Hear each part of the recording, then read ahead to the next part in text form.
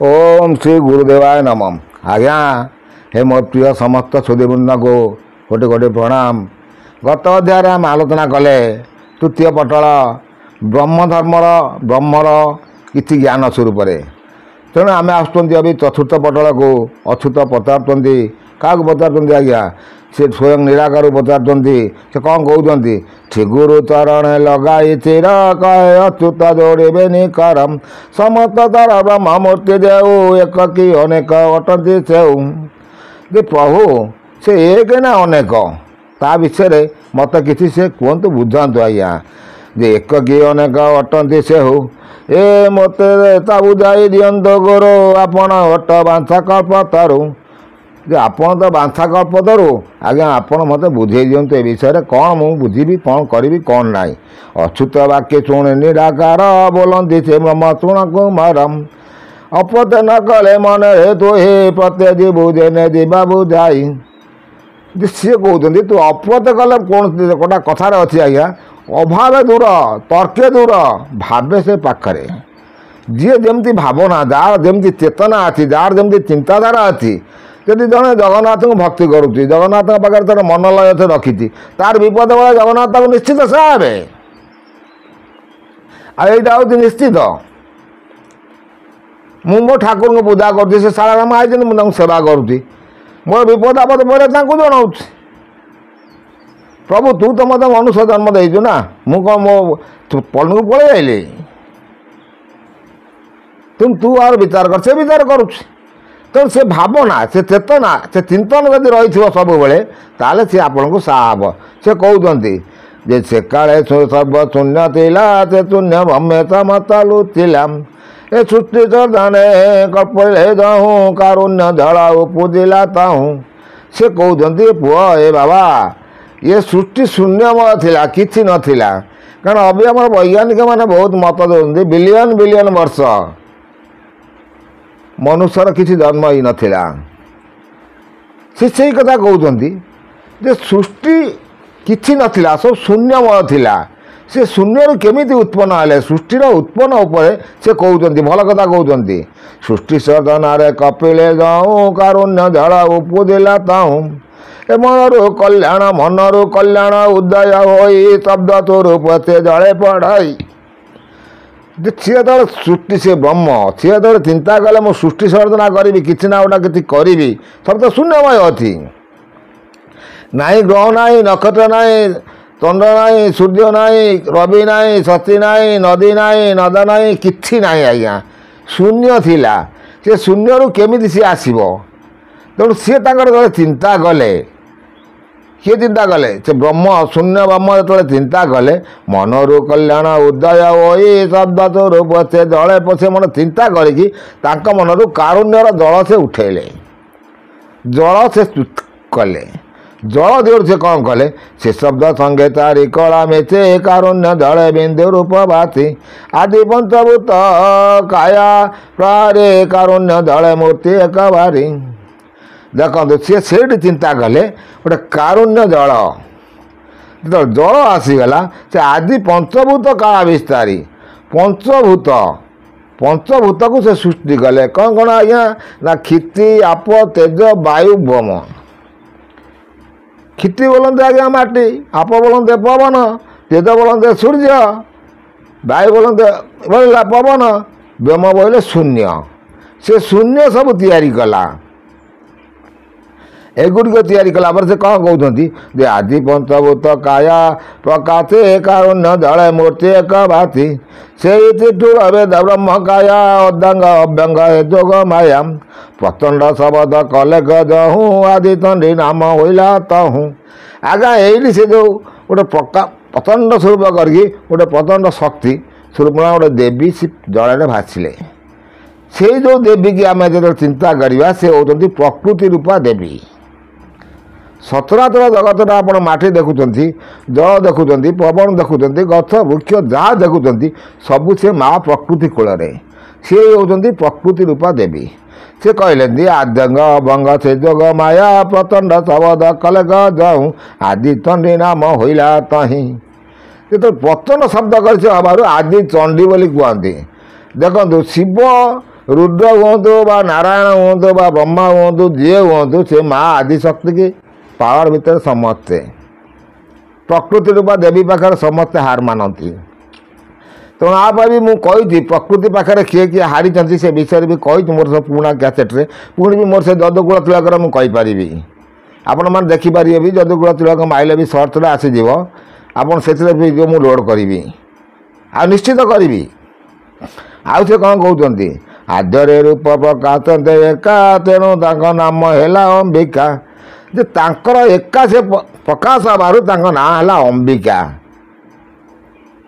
तेणु आउ से कौन कहते आद्य रूप प्रकाश एका तेणु नाम है अंबिका दुर्गम काल अंत उत्पत्ति दुर्गति खंडिनी दुर्गा बोलांती जो दुर्गति पड़ी सृष्टि कहीं नथिले से मुझे जन्म कली तेणु से दुर्गति दुर्गार ना से बोलेले भल भल कथा से कहते एका नव जले घोटते काया तेणु बोलाइले ते कार माया अंड गोटी प्राय अदृश्य था नाम प्रकाशिले अमोघ शक्ति सी जो शक्ति पूरा विराट काय है से पड़ी रहा तापर से चिंता कला कौन चिंता कला कौन नहीं आम से विषय धीरे धीरे आलोचना करी जाऊँगी मु चाहूनी अभी वीडियो अभी सब करने विशेष करुँची देखिए भुवने काया हुए अदृश्य भूशक्ति बोलिण नाम प्रकाशम आद्य चिरमणि से महामाई श्री शक्ति नामटी होइला तही से आसला जो श्री शक्ति भुवन काया सब भुवन को से काया विस्तार करें भू अदृश्य हो गले किए किए अदृश्य हेले ब्रह्म अदृश्य हो गले तेणु से भूशक्ति आसला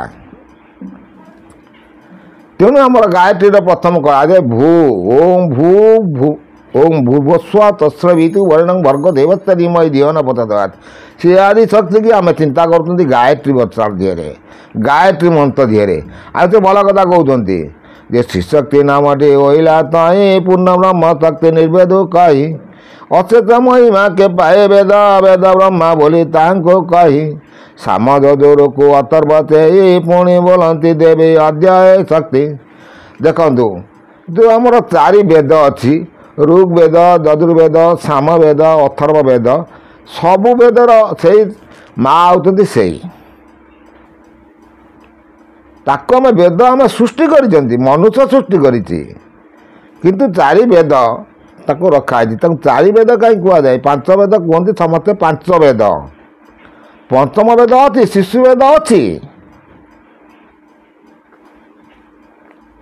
पंचम जुग पांचटा जुग अच्छी ये चारि जुग सत्य त्रेतया द्वापर कले किंतु अनंत जुग को कई जानाती अनंत जुग थिला अनंत पर सत्य आसिला सत्य पर त्रेतया आसिला त्रेतया पर द्वापर आसिला द्वापर पर कली आसिला अभी कली अंतिम कली चली पुणी सत्य को सी आसूची आप सत्य जुग परिप्रकाश होउची आपण मैंने देखिपे जी वयस्क लोक थे 60-70 वर्षर ऊर्ध्व जो लोक मैंने पचारे पिला बेले केमती चलुले ए भारत वर्ष राजुरा थिला जमीदारी थिला आप पादरे चाली माने चलिया बहुत कष्ट होता जो जमीदारी बसते पाखे जावाई कष्ट होता अभी से जुग अच्छी आज्ञा सब परिवर्तन होगा रास्ता घाट नाला आम तो आज्ञा 2-3 किलोमीटर रास्ता स्कूल पाठ पढ़ाई जो बाटी पढ़ाई जाऊँ बहुत कष्ट लगुला आम सीना कलेज पढ़लु से जा साइकेल चलैक गलु गाँ गाँव गोटे गोटे साइकेल मिलवा कष्ट होता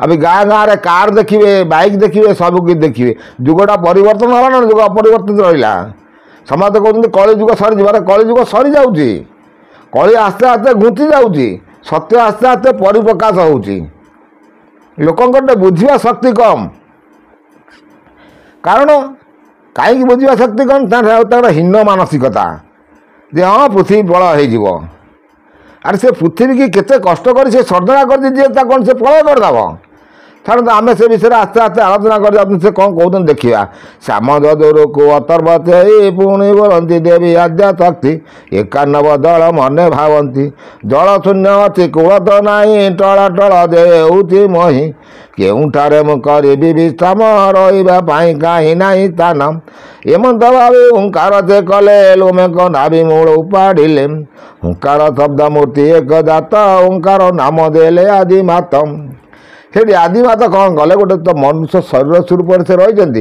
ଗୋଟେ ରୁମ ଟାଣିକି ଉପାଡ଼ିକି ହୁଙ୍କାର କରିକି ତଳେ ସେଠି ଟାଣିଦେଲେ, ଗୋଟେ ବିମ୍ବର ସେଠି ସୃଷ୍ଟି ହେଲା। ସେ ଲୋଭଟାକୁ ସେ ବଡ଼ ଖମ୍ବ କରିକି ତାକୁ ପୋତିଦେଲେ। ଆମର ଯେଉଁଟାକି ଆମର ଉତ୍ତର ମେରୁ ଦକ୍ଷିଣ ମେରୁ ଯେଉଁ ପୃଥିବୀ ବୁଲୁଛି, ଉତ୍ତର ମେରୁ ଦକ୍ଷିଣ ମେରୁ ହେଇକି ମେରୁଟା କ'ଣ ଆଜ୍ଞା, ଅଦୃଶ୍ୟମାନ ଶକ୍ତି ସେ ତା ଭିତରେ ରହିଲା। ସେଇଠୁ ସେ ଆସିଲା ଓଙ୍କାର ନାମ ଦେଲେ ଆଦି ମାତା ଗୋରନାଦ କରି ପୋତିଲେ ଜଳେ, ଏବେ ଦିନ ଗଲା ଯେ ସପ୍ତ ପାତାଳେ, ତାପରେ ବସନ୍ତେ ସେ ମହାମାଇ ଟଳ ଟଳ ଆଉ ନହିଲା ନାହିଁ। ସେଇଠି ସେ ଯେଉଁ ଖୁମ୍ବ ଭଳି କରିକି ତା ପାଖରେ ଆଦିଶକ୍ତି ବା ପ୍ରକୃତି ରୂପା ଦେବୀ ତାପରେ ବସିଲେ, ଆଉ ଟଳମଳ ହେଲେନି। ଭଲ ଭଲ କଥା ସେ ବୁଝାଉଛନ୍ତି ଅଚ୍ୟୁତଙ୍କୁ, ଆପଣମାନେ ଯଦି ଭେଦି ପାରିବେ ବୁଝିପାରିବେ। ତାପରେ ବସନ୍ତେ ସେ ମହାମାଇ ଟଳ ଟଳ ଆଉ ନଇଲା ସେଇ, ମହାତ୍ମାଣୀ ତହୁଁ କଲ୍ୟାଣ କଲେ, ବଜ୍ରାଙ୍ଗ ବୋଲି ହୁଅ ବଣ୍ଡ ଦେଲେ। ଯେ ତାକୁ ସେଇଠି ସେ ଖମ୍ବକୁ ସେ ଓଙ୍କାରକୁ କଲେ, ବଜ୍ରାଙ୍ଗ ବୋଲି ତ ବର ଦେଲେ। ଆଉ କ'ଣ କହୁଛନ୍ତି, ଦେବୀ ଆଜ୍ଞାରେ ସେ ବଜ୍ର ଓଇଲା, ଲିଙ୍ଗ ସ୍ୱରୂପେ ଅଙ୍ଗେ ବେଦିଲା, ଦେଖି ମହାଦେବୀ ମାନେ ସନ୍ତୁଷ୍ଟ, ବର ଭାଗ ବୋଲି ଦିଅନ୍ତେ ଉତ୍ତମ। ଓଙ୍କାର ବୋଲେ ବର ଦେବେ ଦେବ, ବେଦ ମନ୍ତ୍ର ଆଗେ ମୋତେ ରଖିବ। ସେ ସେଇଠୁ ଯେତେବେଳେ ଓଙ୍କାରକୁ କହିଲେ, କ'ଣ ତୁ ବର ମାଗୁଛୁ ମାଗେ। ଓଙ୍କାର କହିଲେ, ଯଦି ମା ମୋତେ ଯଦି ବର ଦେବ, ମୁଁ ସବୁ ବେଦ ମୋ ପାଖରୁ ଯେଉଁ ବେଦର ସୃଷ୍ଟି ହେବ, ସେ ବେଦର ମନ୍ତ୍ରର ଆଗରେ ସବୁ ରଖିବେ। ସବୁ ମନ୍ତ୍ରର ଆଗରେ ଓଙ୍କାର ରଖାଯାଏ। ସବୁ ତ ଓଂ ବୋଲି ଉଚ୍ଚାରଣ କରନ୍ତି, ଓଙ୍କାର। ସିଏ କଥା ବି ଛାଡ଼ନ୍ତୁ, ସେକୁ ଗଲେ ସବୁ ବହୁତ ଆଲୋଚନା ହେବ, ବହୁତ କିଛି ପଡ଼ିବା ଦେଖିବା। ଓଙ୍କାର ବୋଲି ବତାରିବେ ବେଦେ, ମୋତେ ନ ବନ୍ଧିଲେ ନୁଆଇଁ ସୁଧ, ତୋ ପାଦ ପଦ୍ମେ ଧ୍ୟାନ ନଥିବ ମୋର, ବିରାଟ ନାମଟି ଦିଅ ମୋର। ଯେ ତୋ ପାଦ ପଦ୍ମର ମୋର ଧ୍ୟାନ ଥିବ, ମୋତେ ବିରାଟ ବୋଲି ନାମ ଦିଅ। ମା ଏଇ ବର ମୋତେ ଦିଅ। ଯେ ଅଶେଷ ଭୁବନେ ଗୋଟନ୍ତି ଦେବୀ, ତୀର ତ ପାଏ ମୁଇଁ ଧରିଥିବି, ବଳେ ମୋତେ କେହି ନଇବେ ସମ, ବଳଭଦ୍ର ବୋଲି ଦିଅ ମୋ ନାମ। ଏଇଠି ଦେଖନ୍ତୁ ତାଙ୍କ ବଳଭଦ୍ର ନାମ ସେ ସେଇଠୁ ସୃଷ୍ଟି ହେଲା। ଜଗନ୍ନାଥର ନାମ ସେ ସୃଷ୍ଟି ହେଇଛି, ଆପଣଙ୍କୁ ବି କହି ଆସିଛି ଗତ ତାଳାଣି ଯେ କ'ଣ କହିଛନ୍ତି, ମୁଁ ସେ ତାହେଲେ ବି ଆପଣ ଦେଖିପାରିବେ। ଯାହାର ଯେଉଁଠି ସନ୍ଦେହ ହେବ ଏପଟେ ଦେଖନ୍ତୁ, ନହେଲେ ସେପଟେ ଦେଖନ୍ତୁ। ଯେ ଜଗତର କର୍ତ୍ତା ବୋଲି ତାଙ୍କ ନାଁ ଜଗନ୍ନାଥ, ଜଗତର କର୍ତ୍ତା, ତେଣୁ ତାଙ୍କ ନାଁ ଜଗନ୍ନାଥ। ବଳଭଦ୍ର ନାମ ସେ ସେଇଠି ଦେଇଛନ୍ତି, ଯେ ମୋ ନାମ ହେଲା ବଳଭଦ୍ର। ଏ ସାତ ପୁରାଣ ମୂଳ ହେବି ମୁଇଁ, ଶେଷ ଦେବ ନାମ ଦିଅ ବା ତୋହି, ମୋ ମସ୍ତକେ ଆପେ ବିଜୟରେ ଥିବୁ, ତୋ ପରେ ଲିଙ୍ଗଶ୍ରୀ ରୂପେ ରଖିବୁ। ସେଇଠି ଆଜ୍ଞା ସେ ଯେଉଁ ବଜ୍ରାଙ୍ଗ ବୋଲି ଯେଉଁ ବର ନେଇକି ଆସିଲେ, ସେ ଲିଙ୍ଗ ସ୍ୱରୂପରେ ସେ ରହିଲେ ମାଆଙ୍କ ପାଖରେ। ସେ କ'ଣ କହୁଛନ୍ତି, ଯେ ସ୍ଥାବର ଜଙ୍ଗମ କୀଟ ପତଙ୍ଗ, ଲିଙ୍ଗ ରୂପରୁ କରାଇବୁ ଜନ୍ମ, ବିରାଟ ବୋଲି ନାମ ଦେଲେ ମାତ, ମୋ ପାଖେ ଥିବ ତ ଉଦୟ ଅସ୍ତ, ଅସ୍ତୁ ଅସ୍ତୁ ବୋଲି କହିଣ ଦେବି, ଆସନେ ବସିଣ ମନରେ ଭାବି। ସିଏ ଖମ୍ବକୁ ବର ଦେଇଦେଲେ, ଓଙ୍କାରକୁ ବର ଦେଇଦେଲେ। ସିଏ ବର କହୁଛନ୍ତି, ଲିଙ୍ଗ ସ୍ୱରୂପରେ ମୁଁ ଆପଣଙ୍କ ଦେହରେ ଭେଦିକି ମା, କୀଟଠୁ ଜନ୍ମରୁ କୀଟ ପତଙ୍ଗ ସବୁ ଯାହା ଜନ୍ମ ତୁମେ ହିଁ କରିବ। ତେଣୁ ପ୍ରକୃତି ରୂପା ଦେବୀ ପାଖରୁ ସମସ୍ତେ ଜନ୍ମ ହେଇଛନ୍ତି। ଆପଣ ଗୋଟେ ଶୁଖିଲା ଜାଗା ରହିଥିବ, ଶୁଖିଲା ଜାଗାରେ ଯେତେବେଳେ ଆପଣ ଜଳ କିଛି ଦିନ ରହିବ, ତାପରେ କୀଟପୋକ ସେ ନିଶ୍ଚିତ ଜନ୍ମ ହେବେ। ଦେଖିବେ ବହୁତ କୀଟ ପତଙ୍ଗ ଆସିଯିବ। କେମିତି ଜନ୍ମ ହେଉଛି? ସିଏ ଜିନ୍ଟା କେଉଁଠୁ ଆସୁଛି? ସେଇ ପୃଥିବୀ ଗର୍ଭରୁ ଆସୁଛି। ତେଣୁ ସବୁ ବହୁତ ଜ୍ଞାନ ତତ୍ତ୍ୱ ଅଛି। କିନ୍ତୁ ସେଇପାଇଁ ମୁଁ ଆପଣଙ୍କର ସେଥିରେ ପଢ଼ିଛି କ'ଣ ଆଜ୍ଞା, ଆପଣ ଯେଉଁ ଗୁରୁବନ୍ଦନାରେ ପଢ଼ିଛି, କ'ଣ ପଢ଼ିଛି ଆଜ୍ଞା, ଯେ ବୀଜ ସ୍ୱରୂପରେ ସେ ସଂହାର ଉତ୍ପତ୍ତି କରୁଛି ବୀଜ, ପୁଣି ସଂହାର କରୁଛି ସେଇ ବୀଜ।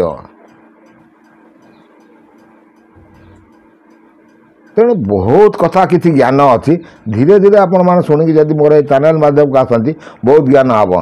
ତହୁଁ ହଇଲେ ମୋତେ କଲା ଜନ୍ମ, ଚାହିଁଲେ ଦଶ ଦିଗ ଶୂନ୍ୟ, ସେ ଶୂନ୍ୟ ମଣ୍ଡଳେ ରଖନ୍ତେ ଲଏ, ଅନାଉ ଅନାଉ ସେ ଜ୍ୟୋତିର୍ମୟେ, କୋଟିର ବିଛବି ନିନ୍ଦେ ମଣ୍ଡଳ, କୋଟି ଚନ୍ଦ୍ର କାତି ଜିଣିଛେ ଠୁଳ, ସେଇଠି ତୁମ ମଣ୍ଡଳ ଅଟଇ, ଅଗ୍ନିମଣ୍ଡଳ ତାପରେ ଶେଷାଇ। ସେଇଠୁ ମା ଶକ୍ତି ଆଦିଶକ୍ତି କ'ଣ କଲେ, ବସିକି ଚିନ୍ତା କଲେ, କହିଲେ ଆରେ ତ ସବୁଆଡ଼େ ଜଳ ଅଛି, କିଛି ନାହିଁ, ମୁଁ ଖୁମ୍ବପାତି ବସିକି ସ୍ଥିର ହେଲି, ତେଣୁ ମୋତେ କିଏ ଜନ୍ମ କଲା, ମୁଁ କେଉଁଠୁ ଆଇଲି, କିପରି ଆଇଲି? ତେଣୁ ସିଏ କ'ଣ କଲେ ନା ଲୟ ରଖିଲେ। କାହାକୁ ଲୟ କଲେ ନା ବ୍ରହ୍ମକୁ ଲୟ କଲେ। ସେ ବ୍ରହ୍ମ ସ୍ୱୟଂ ନିରାକାର ବିଷ୍ଣୁ ବୁଝାଉଛନ୍ତି କାହାକୁ, ଅଚ୍ୟୁତକୁ ବୁଝାଉଛନ୍ତି। ସେ ବ୍ରହ୍ମର ଜ୍ଞାନ ସ୍ୱରୂପ ପଚାରିବାରୁ, ବ୍ରହ୍ମର ସ୍ୱରୂପ ପଚାରିବାରୁ ସେ କହୁଛନ୍ତି। ତ ତେଣୁ ସୁନ୍ଦର ସୁନ୍ଦର ତଥ୍ୟ ଆପଣମାନେ ଯଦି ଆସିବେ ମୋର ଏଇ ଚ୍ୟାନେଲ୍ ମାଧ୍ୟମରେ ସବୁ ପାଇପାରିବେ। ଭଲ କଥା କହୁଛନ୍ତି ଯେ ସେଇଠି ସୋମମଣ୍ଡଳ ଅଟାଇ ଅଗ୍ନିମଣ୍ଡଳ ତାପରେ ଦିଶାଇ ଶୂନ୍ୟମଣ୍ଡଳ ପରେ ଏ ତଳ ସେ ଶୂନ୍ୟ ମଧ୍ୟମ ଅଶୂନ୍ୟ ବାଛି ନିର୍ଗୁଣ ରୂପୀ ବିନ୍ଦୁ ବ୍ରହ୍ମ ରାଶି। ସିଏ ସବୁ ସୋମମଣ୍ଡଳ ଅଗ୍ନିମଣ୍ଡଳ ସବୁ ମଣ୍ଡଳ ଉପରେ ସେ ହେଉଛି ବ୍ରହ୍ମରାଶି ସ୍ୱରୂପରେ ସିଏ ଶୂନ୍ୟ ପୁରୁଷ।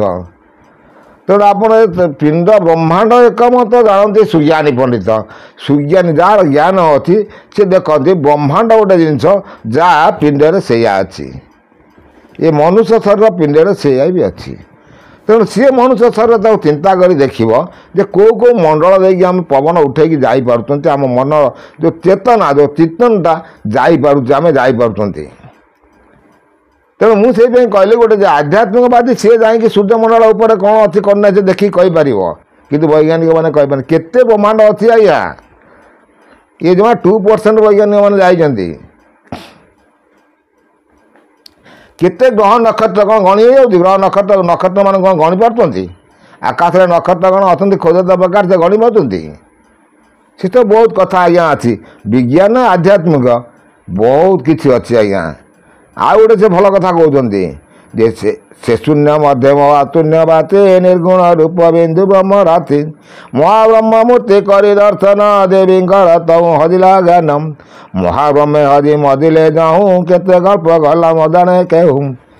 ସେ ମହାବ୍ରହ୍ମକୁ ଯେତେବେଳେ ଦର୍ଶନ କରିଦେଲେ ଦେବୀ ତାଙ୍କର ଜ୍ଞାନ ହଜିଗଲା, କେତେ କଳ୍ପ ବିତିଗଲା। ସୃଷ୍ଟିର ଅୟାରମ୍ଭର ପୂର୍ବର କଥା ଇଏ ଆଜ୍ଞା ଆପଣମାନଙ୍କୁ ମୁଁ କହି ଆସୁଛି। ସେଇଠି ସିଏ କ'ଣ କହୁଛନ୍ତି ନା ପ୍ରଭୁ ଯିଏ ଜାଣିଲେ ମହାତ୍ମାଣୀ ମନ ଜାଣିଲେ ପ୍ରଭୁ ଅରୂପ ତେଜି ରୂପ ହେଲେ ବିଭୁ ପ୍ରେମ ଭକ୍ତିରେ ପ୍ରେମ ସିନ୍ଧୁ ବଢ଼େ ସେ ପ୍ରେମ ଜଳ ଦେ ବେକରେ ପଡ଼ି ଚେତନା ପାଇଣ ଜଗତ ମାତା ମନେ ବିଚାରନ୍ତି ଏକି ଅଦ୍ଭୁତ। ସେଇଠି ଠାକୁର ସେଠୁ ମହାତ୍ମାଣୀଙ୍କ ରୂପ ଜାଣିକି ଆସିକି ମହାତ୍ମାଙ୍କ ପାଖକୁ ଆସିଲେନି, କିନ୍ତୁ ଗୋଟେ ପଦ୍ମପତ୍ରରେ ଢଳ ଢଳ ହେଇକି କ'ଣ ପଡ଼ିଲା ଆଜ୍ଞା ଆମେ ସେ ବିଷୟରେ ଦେଖିବା। ପଦ୍ମପତ୍ରରେ ଜଳେ ପକାନ୍ତେ ଦେନେ ଢଳ ଢଳ ହୋଇ ଦିଶଇ ତେନେ ସୁଗନ୍ଧରେ ଦେବୀ ଶାନ୍ତା ହୋଇଲେ ଶୂନ୍ୟ ବ୍ରହ୍ମ ଧ୍ୟାଇ ଆପ୍ୟାନ କଲେ। ଦେଖନ୍ତୁ ଶୂନ୍ୟ ବ୍ରହ୍ମକୁ ଧ୍ୟାନ କରିକି ସେ ଯେଉଁ ପତ୍ରରେ ଜଳ ଭିତରେ ଯେଉଁ ରାଶି ପଡ଼ିଲା, ଯେଉଁ ବ୍ରହ୍ମର ଯେଉଁ ଅଂଶଟା ଆସି ପଡ଼ିଲା ତେଜ ସ୍ୱରୂପରେ, ସେ ତେଜକୁ ସେ ଆପ୍ୟାୟନ କଲେ। ଶୂନ୍ୟ ବ୍ରହ୍ମ ଧ୍ୟାଇ ଆପ୍ୟାୟନ କଲେ ବେନି ହତେ ଧରି ବକିଲେ ଯେଣୁ ବେନି ଭାଗ ଗର୍ଭ ପଡ଼େ ସେ ତେଣୁ। ତେଣୁ ବେନି ଭାଗ କରିକି ଦୁଇ ହାତ ଧରିକି ତାକୁ ତଳେ ପକେଇକି ଗର୍ଭକୁ ନେଇଗଲେ, ଦୁଇ ଭାଗ ହେଇଗଲା। ସେଠୁ ବେନି ଭାଗ ହେଇକି ଜଳଟା ଯେତେବେଳେ ଗର୍ଭକୁ ଗଲା ସେ କ'ଣ କଲେ ନା ମନେ ଯୋଗ ମାୟା ଭାବନ୍ତି ତହିଁ ଏମନ୍ତ ଗଲା କିଛି ଦିନ ଯାଇ। ଏବେ ତ କିଛି ଦିନ ଚାଲିଗଲା, ମନେ ମହାମାୟା ସେଠୁ ଭାବୁଛନ୍ତି ଯେ କ'ଣ କହୁଛନ୍ତି ଯେଉଁ ବ୍ରହ୍ମବିନ୍ଦୁ ଗର୍ଭେ ରହିଲା କି ରୂପେ ହେଲା ଜଣା ପଡ଼ିଲା ବିଶେଷ ଭରା ହୁଏ ମୋ ଉଦର ହେ ଶୂନ୍ୟ ବ୍ରହ୍ମ ମୋତେ ଉଦାହରଣ ଧର। ତାଙ୍କର ଆସ୍ତେ ଆସ୍ତେ ସେଠୁ ଗର୍ଭବାସ ଆସିଲା। ଦେଖନ୍ତୁ ଗୋଟେ ମା ଶୂନ୍ୟ ବ୍ରହ୍ମ ଗୋଟେ ପ୍ରକୃତି ରୂପା ଦେବୀ କରିକି ତାଙ୍କ ଗର୍ଭକୁ ସେ ଛାଡ଼ିଲେ। କ'ଣ ଛାଡ଼ିଲେ? ବୀଜ ସ୍ୱରୂପରେ ତାଙ୍କର ବ୍ରହ୍ମ ଶକ୍ତିକି ଛାଡ଼ିଲେ। ଇଏ ବହୁତ ସୁନ୍ଦର ତଥ୍ୟ। ଇଏ ତଥ୍ୟକୁ ଯିଏ ବୁଝିବ ସେ ବ୍ରହ୍ମକୁ ଠିକ୍ ଜାଣିପାରିବ। ବ୍ରହ୍ମ କିଏ, କେଉଁଠି ରହୁଛି, କ'ଣ କରୁଛି, କ'ଣ ନାହିଁ। ଆମେ ଆସ୍ତେ ଆସ୍ତେ ସେଇ ବିଷୟରେ ଆଲୋଚନା କରି କରି ଯାଉଛନ୍ତି। ଆଉ ଗୋଟେ ଦେଖିବା ସେ କ'ଣ କହୁଛନ୍ତି ହେ ଶୂନ୍ୟ ବ୍ରହ୍ମ ଉଦାହରଣ ଧର ବ୍ରହ୍ମତ୍ମରଣେ ପ୍ରସନ୍ନ ହୋଇଲେ ଆଦି ଶକ୍ତିଙ୍କି ବୁଦ୍ଧି ବତାଇଲେ ବେନି କରେ ପିଞ୍ଜରାକୁ ଧଇଲେ ନାଭି ମଣ୍ଡଳଟାରୁ ଚାପି ଦେଲେ ତଉଁ ବେନି ମୂର୍ତ୍ତି ହେଲେ ଉତ୍ପନ୍ନ ବାଳକ ବାଳିକା ସୁପ୍ରଶୋଭନ। ସେଇଠି ବ୍ରହ୍ମ ଦୟା କରିକି ପିଞ୍ଜରାକୁ ଚାପିଦେଲେ, ପିଞ୍ଜରା ପାଖରେ ଚାପିଦେଲେ, ପେଟ ଗର୍ଭକୁ ଛାଡ଼ିଦେଲେ। ସେ ଦୁଇଟି ପିଲା ଜନ୍ମ ହେଲେ। କିଏ? ଗୋଟେ ବାଳକ ଗୋଟେ ବାଳିକା। ଭଲ କଥା ସେ କହୁଛନ୍ତି ବାଳକ ବାଳିକା ରୂପ ଶୋଭନ ଅକ୍ଷର ସ୍ୱରୂପୀ ସେ ରାମ ନାମ ଆଦ୍ୟ ନାମ ବ୍ରହ୍ମ ହେଲେ ଜନମ ଅନନ୍ତ କୋଟି ନାମରୁ ସେ ତାର ମହାବ୍ରହ୍ମ ନାମରୁ ବାହାର ସେଇ ଅଟନ୍ତି ଯେ ଜୀବ ପରମ ସେଇ ପ୍ରକୃତି ପୁରୁଷ ଉତ୍ତମ। ସେଇଠି ଆଜ୍ଞା ବସି ବହୁତ ଗଣ୍ଠି ସେ ରଖିଦେଲେ। ସେଇ ହେଉଛି ଜୀବ ଆଉ ପରମ। ପରମ କିଏ, ଜୀବ କିଏ? ବହୁତ ସୁନ୍ଦର ତଥ୍ୟ। ଆଉ ସେ କହୁଛନ୍ତି ସେଇ ପ୍ରକୃତି ପୁରୁଷ ଉତ୍ତମ ସେଇ ରାମ ନାମ ଅଟେ ସିଦ୍ଧାନ୍ତ ବେଦ ବେଦାନ୍ତରେ ନ ମିଳେ ଅନ୍ତ ବେଦ ବେଦାନ୍ତରେ ବି ତାଙ୍କର ଅନ୍ତ ମିଳନ୍ତିନି। କାହିଁକିନା ସେ ରାମ ବୋଲି ଯେଉଁ ଶବ୍ଦ ଅଛି, ସେ ରାଟି ହେଉଛି ସୀତା, ମହଟି ହେଉଛି ରାମ। ବେଦ ବେଦାନ୍ତରେ ସେ ପାଆନ୍ତି ନାହିଁ ତାର ସିଦ୍ଧି। ଏ ବେନିମୂର୍ତ୍ତି ନୀଳ ଗୌର ବନ ତର୍ବତ ବିରାଜେ ସେ ବ୍ରହ୍ମ ଚିହ୍ନ। ଆଦ୍ୟରେ ସ୍ୱୟଂ ଏକ ବ୍ରହ୍ମ ଥିଲା, ତହିଁରୁ ପ୍ରକୃତି ଜାତ ହୋଇଲା। ପ୍ରକୃତିରୁ ସବୁ ହୋଇଲା ଜାତ, ଏକଇ ପୁରା ହୋଇଲେ ଖ୍ୟାତ। ଏକଇ ବ୍ରହ୍ମ ସର୍ବତ୍ର ବିରାଜେ, ବସ୍ତୁ ବିକାରେ ଭିନ୍ନ ଭିନ୍ନ ରାଜେ। ଦେଖନ୍ତୁ ଆଜ୍ଞା, ସେ ଅଚ୍ୟୁତଙ୍କୁ ବୁଝାଉଛନ୍ତି ଯେ ଗୋଟେ ବ୍ରହ୍ମ ଥିଲା, ତହୁ ସେ ପ୍ରକୃତିକୁ ଆସିଲା। ପ୍ରକୃତି ଠାରୁ ଦୁଇଟି ଜନ୍ମ ହେଲେ। ଆଦ୍ୟରେ ଏକ ଥିଲା, ତହରୁ ଦୁଇ ହେଲେ। ସେ ଦୁଇରୁ ଏକରୁ ଅନେକ ଆସ୍ତେ ଆସ୍ତେ ବଢ଼ିଲେ। ତେଣୁ ସେ କ'ଣ କହୁଛନ୍ତି? ଏକରୁ ବ୍ରହ୍ମ ସର୍ବତ୍ର ବିରାଜେ, ଏ ବସ୍ତୁ ବିକାରେ ଭିନ୍ନ ଭିନ୍ନ ରାଜେ। ଏକଇ ବ୍ରହ୍ମରୁ ହୁଏ ଅନେକ, ସେ ବ୍ରହ୍ମ ଅନାଦି ସେଇ ଅଲେଖ। ଯେ ବସ୍ତୁ ଉପରେ କିନା ସବୁ ଆସ୍ତେ ଆସ୍ତେ ସବୁ ଚାଲିଲା। ସୃଷ୍ଟିର ସବୁ ଆରମ୍ଭ ହେଇକି ସବୁ ସୃଷ୍ଟି ଚାଲିଲା। ଯେତେବେଳେ ଆଦିମାନବ ଥିଲେ, ସେମାନେ କିଛି ଜାଣିପାରୁନଥିଲେ। ସେ ଦୁଇଟି ବାଳକ ବାଳିକା ସେମାନେ ସେଇ ଜନ୍ମ ହେଲେ। ତେଣୁ ତାଙ୍କର ଆଗକୁ ସେ କ'ଣ କହୁଛନ୍ତି, ଆମେ ପୁଣି ସେ ବିଷୟରେ ଦେଖିବା। ତେଣୁ ସେ କହୁଛନ୍ତି, ସେଇ ନିର୍ବିକଳ୍ପ ପୁରୁଷୋତ୍ତମ, ଶୂନ୍ୟ ଶୂନ୍ୟ ମହାଶୂନ୍ୟ ବିଶ୍ରାମ, ଅଚ୍ୟୁତ ନାମ ବ୍ରହ୍ମ ହେଲା କଲୟ, ବୁଦ୍ଧ ଚୌରାଶିକି ନ କର ଭୟମ୍। ହେ ଅଚ୍ୟୁତ, ତୁ ସେ ବ୍ରହ୍ମର ଧ୍ୟାନ ରଖ, ବୃଥା 84 ଭୟ କରନି। ଯେଉଁ ଆପଣ କହୁଛନ୍ତି ସବୁ ଯେ 84 ଲକ୍ଷ ଜଣ ଦେଇକି ମନୁଷ୍ୟ ଜନ୍ମ ହେବ, ତେଣୁ ବୃଥା 84 ନ କର ଭୟ। ଏ ଭବ ଭୟକୁ ତୁ ଦୂର କରିଦେ। ଏତକୁ ରହୁଛି ଆଜ୍ଞା।